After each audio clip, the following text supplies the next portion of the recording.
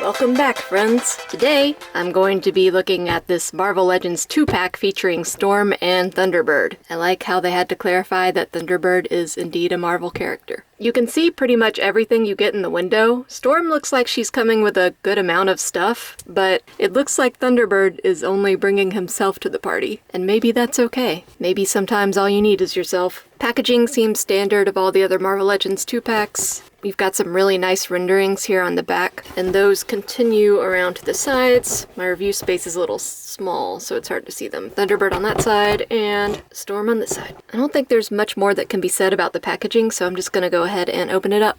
We'll open it up from Storm's side, because she's the character I'm most excited about. I mean, I don't want to assume, but is anyone super excited about Thunderbird? I really don't think so, but I could be wrong.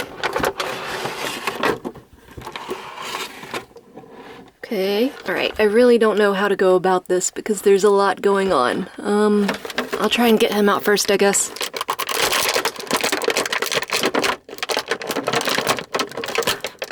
Okay, that was relatively easy. Storm might be a little harder.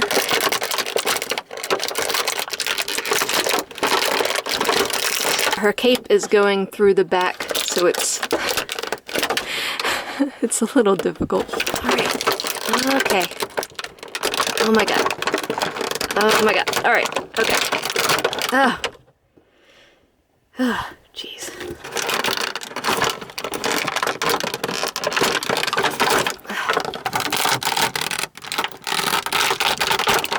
And then these hands are held in place by a tiny strip of tape. Ooh, these hands are very small. Yeah, these hands are something to watch out for. You don't want to lose these. They are tiny. These are a little bigger because they're not balled up fists.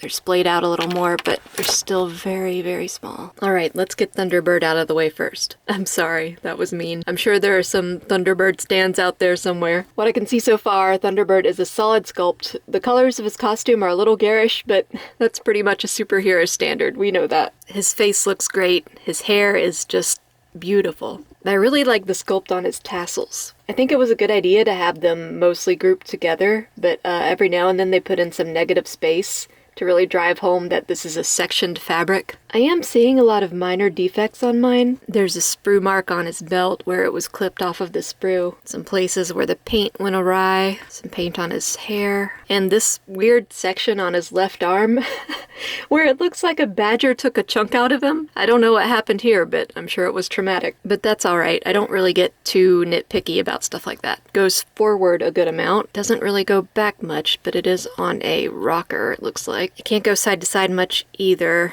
It's just his fabulous hair is getting in the way. He has a single large joint on his torso that lets him go back and forth, but not by much. You'd think with a joint that large you could get a little more crunch, but I guess this gets in the way. No swivel up top, just back and forth, but hiding under his belt, there is a swivel at the waist. The belt is made of a more flexible rubber and it's loose, so it will not get in the way. Shoulder joints go up and down. They do rotate. It takes a little bit of elbow grease to get them to go though. Mine are a little stuck. But then there's a swivel joint at the bicep hidden under these tassels. Double elbow for maximum armage. Hands go up and down and all around. His hands do look like they want to be holding something, but he didn't come with any accessories. I'm not really up to date on any Thunderbird that isn't a giant mythological sky creature, so I don't know if he usually holds a weapon. Why do these hands be like they do? Legs do not go out much at the hips, but there is a swivel at the thigh.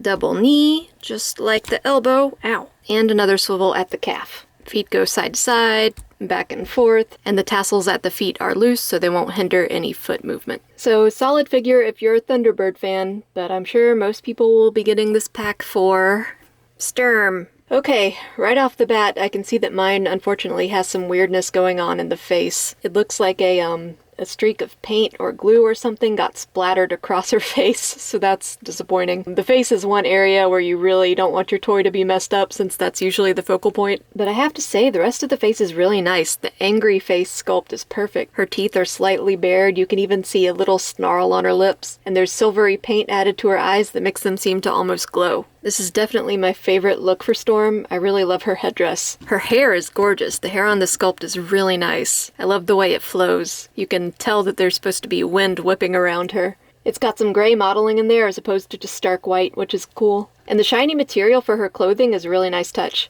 Though it does kind of visually overpower the figure at times. The lightning effect, instead of being separate from what we've seen in other Storm figures, is actually attached to her fingers. I didn't really like that at first, but it's grown on me.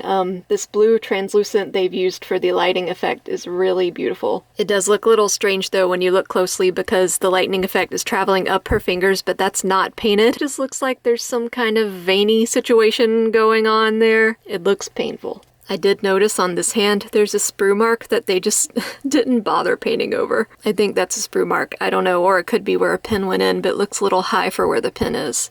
They missed that spot, I guess. Not too much head movement here because, like with Thunderbird, her fabulous hair gets in the way. Her head goes up and down. It feels a little loose, but I guess we'll see what's up with that when we put the other head on her. There is a lot of swivel, though. You can get some side to side out of her. Up and down, swivel at the shoulder. For the elbows, she doesn't have a double elbow like Thunderbird does, but she does have this pinless joint. So the elbow can not only go up and down, it can go all around, so it swivels. A little side to side at the top of the torso, a lot of swivel at the top of the torso. It looks like the legs go out a little bit farther than Thunderbird's, and they also have swivel and swivel at the thigh. Double knee. Oh, it's tight. Oh, it's tight. Double knee, but the leg does not go very far. Feet can go back and forth and rotate. No matter what I try to do, she does not want to stand up on her own. She's just pretty top heavy, what with her hair and the cloak and everything, and her feet are just tiny. Not only that, they're high heels, so there's very little surface area for her to be planted on. And she just does not want to stay put. Oh my god. Oh my god. We did it, you guys. So I'm afraid to move her. Oh no.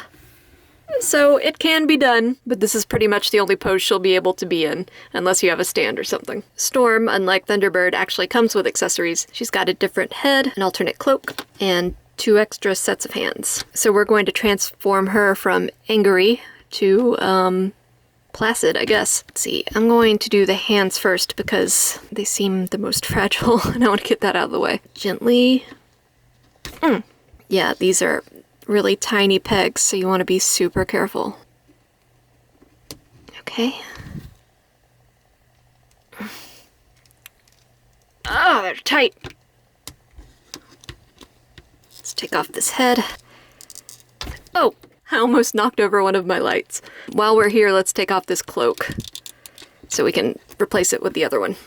So this is her cloak that's not rustling around in the breeze. And then a normal, I wouldn't say happy, just a non-committal, calm head.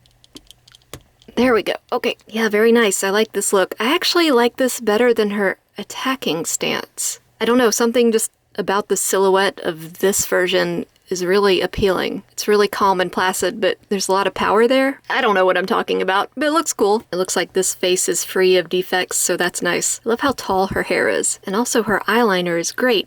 I wish I could get my eyeliner like that. Someone teach me how to do makeup, please. So here she is next to Mohawk Storm. Sizes seem about right. They seem about the same height. Mohawk Storm might be a little bit taller, but that might just be because we can see the top of her head. I do prefer this look for Storm. And here we have Storm and Thunderbird together. I had to put Storm on a stand because she will not stand up on her own in this pose. Thunderbird is no problem because he's got way bigger feet and doesn't have high heels on. He does have heels on, but they're not high heels.